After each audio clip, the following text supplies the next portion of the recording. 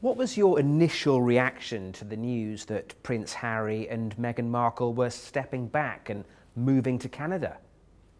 Well, I was shocked, but not surprised, if that makes sense, because quite honestly, it's been looking that way for a while. You know, when the baby was born, they named it with no royal title, and that to me suspected that that's the course they wanted to go. And I mean, Archie, Harrison, Mountbatten, Windsor, you know, was the name, and nothing to do with the royal family. So I suspected that that was a lot to do with Meghan's thinking. The other thing is that they've been away for 6 weeks, and there's not been a peep out of them until they posted a picture at Christmas of them with their baby. And nobody seemed to care. There was no, I remember checking with the editor here, and he said, we've had no pictures, we've had no stories come out of that place. So they're obviously working out a system where they could work and live in Canada and maybe pop up and down to California when it suited them. What do you think is behind the move, and who out of the two of them is more responsible?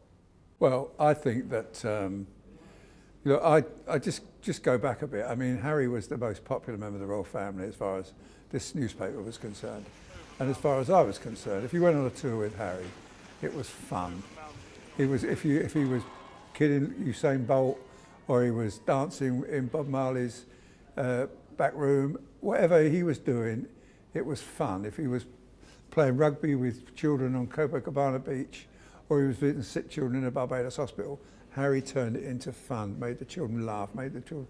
And all along he's been like that, and he's been an absolute joy to work with. In fact, every day, you just couldn't take a break because some moment there'd be something that happened which would make the papers the next day.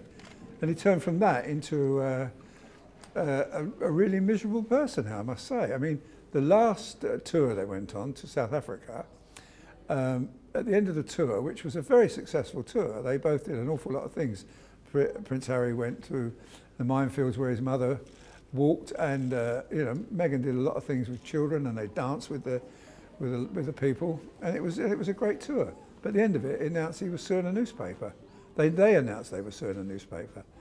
Well, you know, that just sent the whole tour flat, and the whole mood went downhill. So you can't behave like that, you know. And the other thing which is really annoying is that they decided not to go on the royal rota, so they don't get the photographer and the reporter that's chosen for them. They say, we don't want that, we only want to deal with that person or that person who write nice things about them. Well, that just won't work.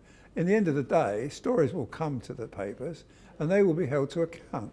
And if they take private jet flights for holidays when they're talking about saving the environment, they will be held to account for that. And if that offends them, they'll then, maybe it's time they went to America. But do you think Americans are going to do that, or the Canadians are going to do that? Of course not. They'll be watching them just as closely. How fair do you think it is to say that this has been driven by Meghan? I think you've got to, look, Harry was the greatest of all the royals as far as we were concerned.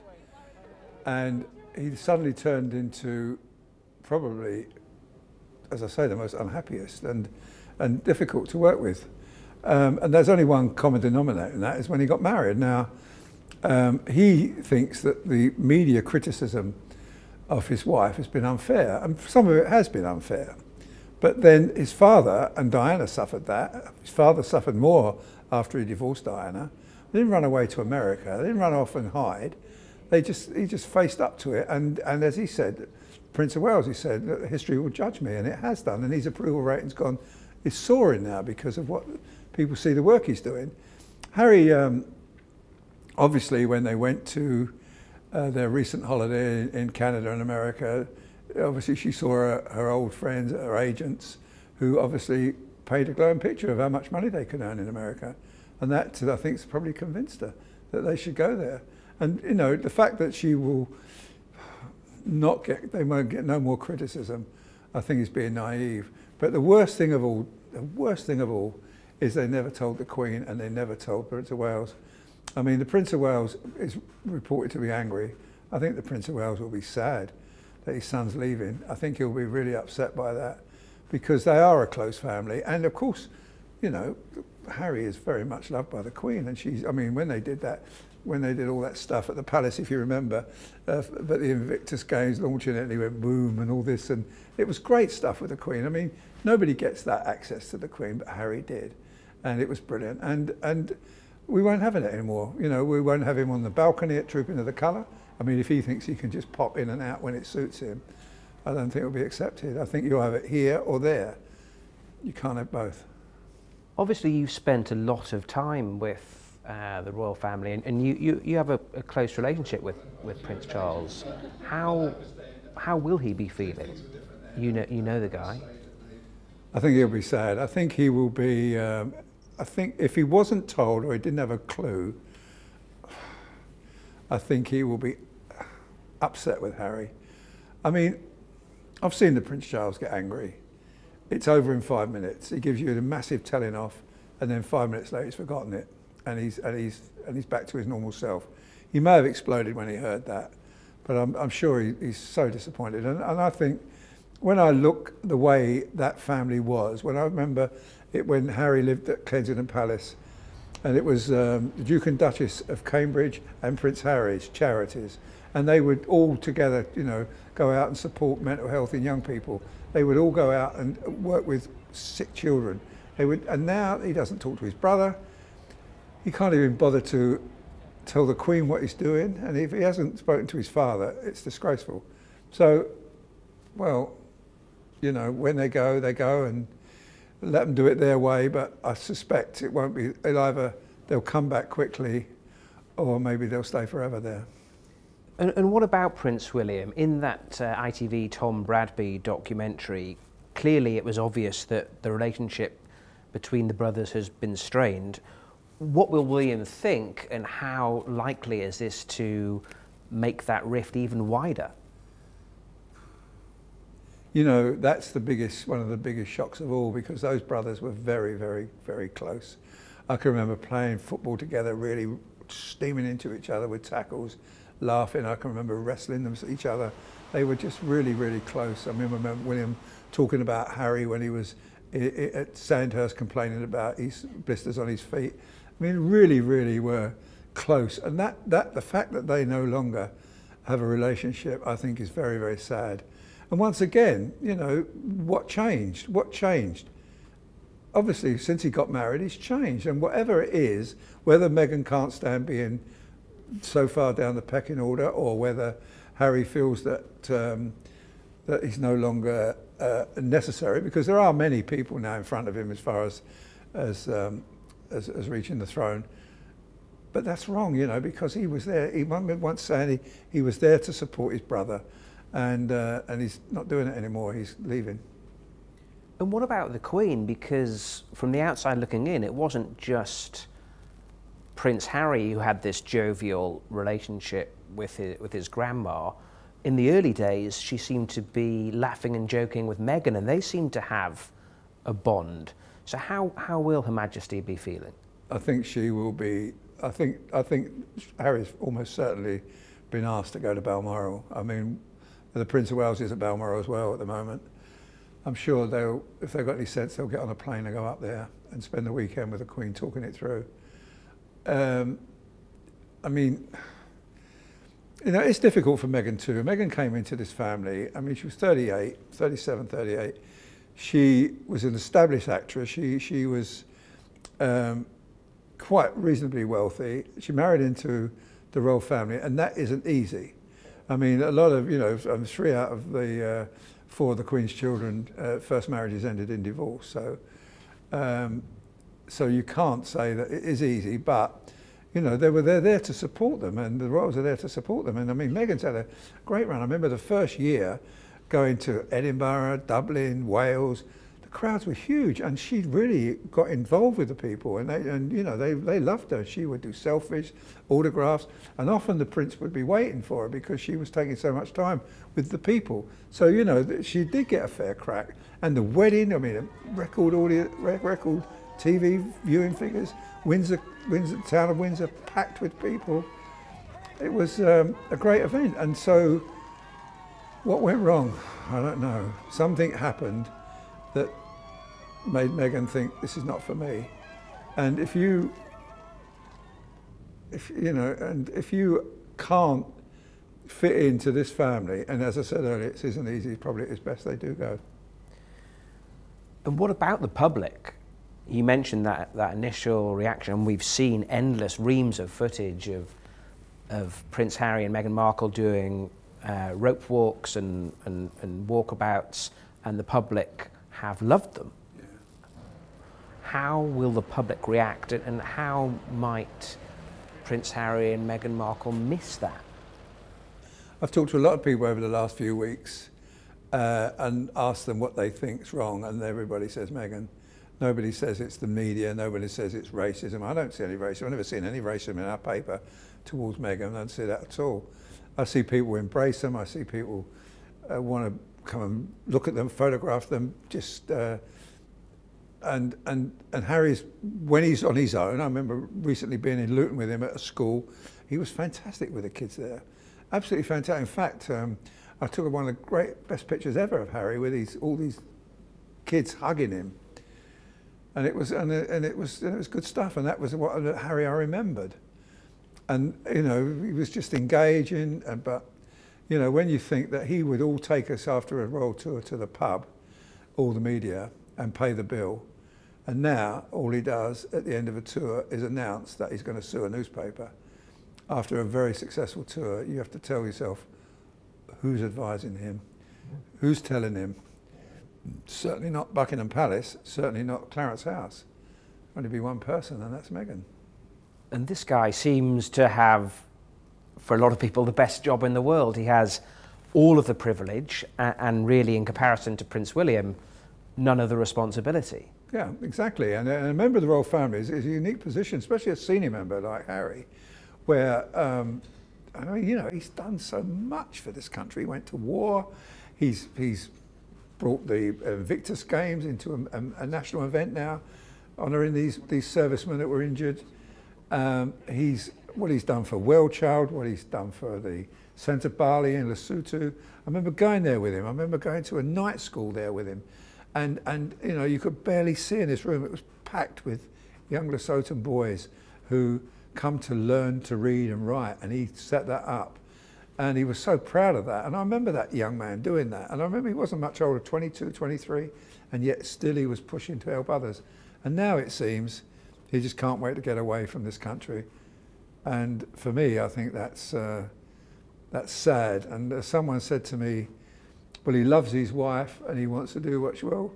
I love my wife, but she didn't stop me doing what I like to do. And she didn't. She knew that this was my life. I wanted to do this. And unfortunately, Harry's going to go, and if he feels he's going to go and he's never going to be criticised again, never going to be held to account again, and there's going to be never any more bad publicity, I think he's living in cloud cuckoo land. How likely do you think it is that in a year's time, 3 years' time, 5 years' time, that one or both may regret this move? I think it won't be that long. I think maybe a year. They'll see that, you know, it's never always looks greener in the next field. But you know, I mean, Canada and very hospitable, lovely people, great country, and I think Harry will be liked and loved there. But I don't think, you know, the things you miss, aren't there? I think you've missed the family. You miss just playing with his nephews and niece. He'll miss that. Well, surely he will. But I think maybe a year they may think about it and come back. I hope they do. I hope they do, because I think Harry's got a very big role to play in this country. He thinks he doesn't. He thinks he's going to be like Prince Andrew, where, you know, once the accession has been sorted out, there's nothing for him to do. But there is. It's a tremendous amount for him to do, and he will get great publicity from it, David, because he's so well liked, and the people love him. The people absolutely love him. I mean, when he plays naked billiards in Las Vegas, or he wears a Nazi uniform at a fancy dress party, people forgave him. Because why? Because he's a terrific chap. I mean, he's done everything he possibly can for our country. As I say, no one can do more than go and fight for our country, and he did that. And to me, he's still a hero, and I don't want him to go. and I hope we can see the old Harry someday back here. What do you think, if she were alive today, Princess Diana would have made of all this? Obviously, you have one brother so committed to the royal family as an institution. Princess Di had her problems with it. But how do you think she would have felt about what Prince Harry and Meghan are doing? Well, I mean, at one stage, when Diana was under intense pressure at the early stages of her romance with Dodi, she once said to a group of us that William had suggested she go and live in America.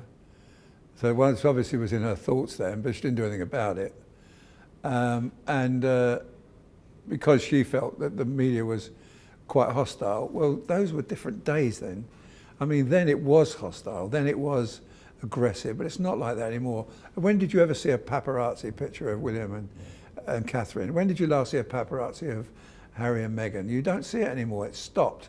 When did you see a TV programme that they wasn't looking great in it? I mean, that recent ITV interview, I mean, some of that was quite sad, especially when he admitted that his brother and he were no longer getting on together.